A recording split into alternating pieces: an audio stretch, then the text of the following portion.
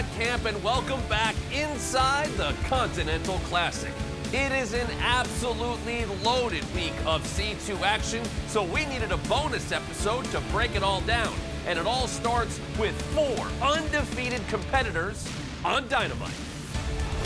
The top of the Blue League saw a clash between the Callis family and the Hurt Syndicate as the proto-star Kyle Fletcher fought the standard of excellence Shelton Benjamin, with both men coming off victories in their opening matches of the Continental Classic. There was no doubt what was on the line in this one, as evidenced by how much both men threw at each other. Call it a throwback reaction or recognizing decades of dominance. But the fans were clearly behind Shelton Benjamin, which is why they were so upset when Fletcher used the shortcut to steal 3 points and take sole possession of first in the Blue League. Let's take a look at the Blue League standings after Dynamite.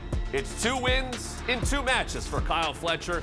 He sits atop with 6 points. With a win and a loss in his first 2 matches, Shelton Benjamin comes in at second with 3 points. Kazuchika Okada, the Continental Champion, and Daniel Garcia sit at 1 point following their tie on Collision last week. And with losses in their first matches, both Mark Briscoe and the Beast Mortos are in last with 0. More on the Blue League in a bit, but let's switch over to the Gold League for the Dynamite main event. Following the heated stare-down between Claudio Castagnoli and Brody King at the end of last week's Dynamite, it felt like this week's matchup was worth way more than 3 points. It was every bit of the hard-hitting affair we expected.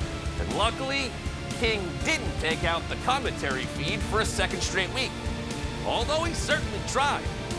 Much like the first C2 match of the night, the conclusion was less than honorable, as Castagnoli snuck in a low blow, followed by his patented neutralizer to earn the win. That brings us to the updated Gold League standings. Claudio Castagnoli alone in first with 6 points with 2 victories.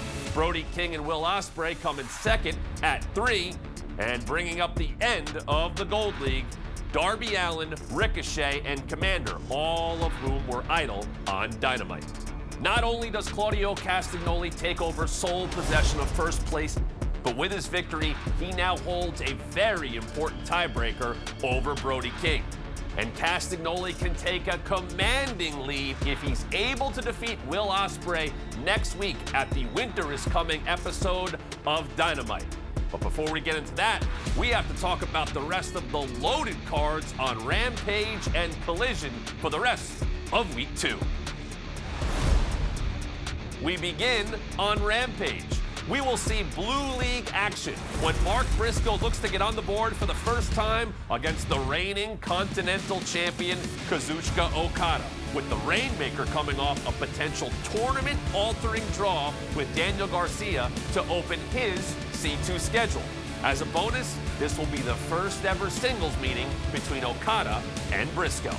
In additional Blue League action on Rampage, Daniel Garcia is riding high after coming away with 1 point in his opening contest with Okada.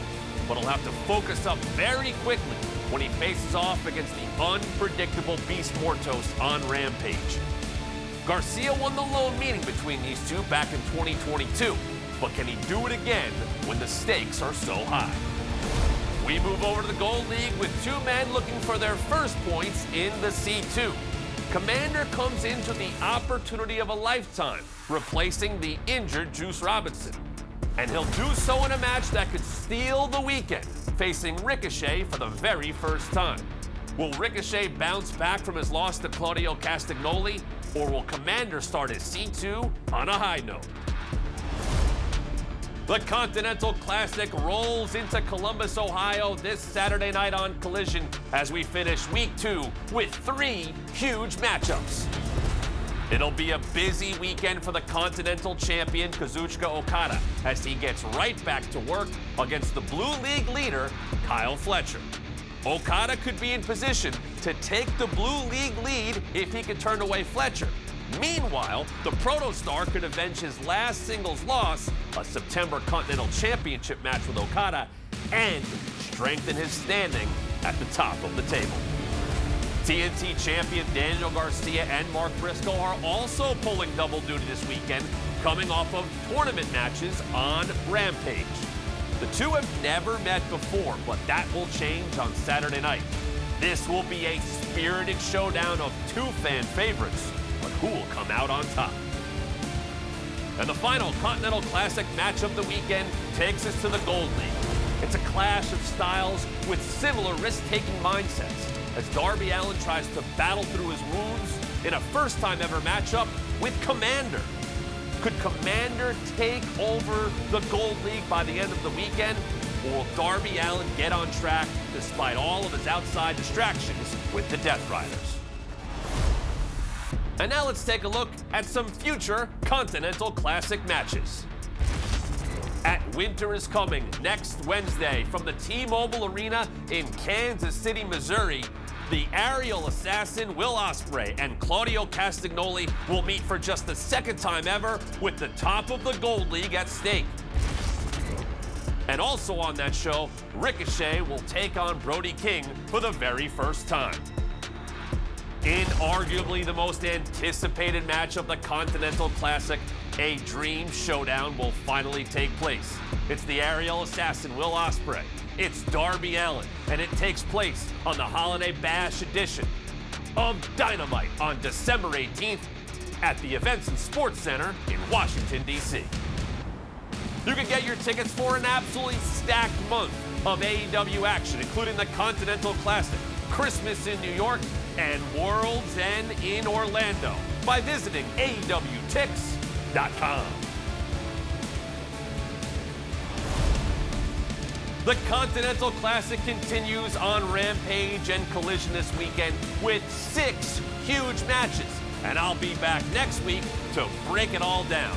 I'm Matt Camp, and this has been Inside the Continental Classic. As always, enjoy wrestling's best tournament.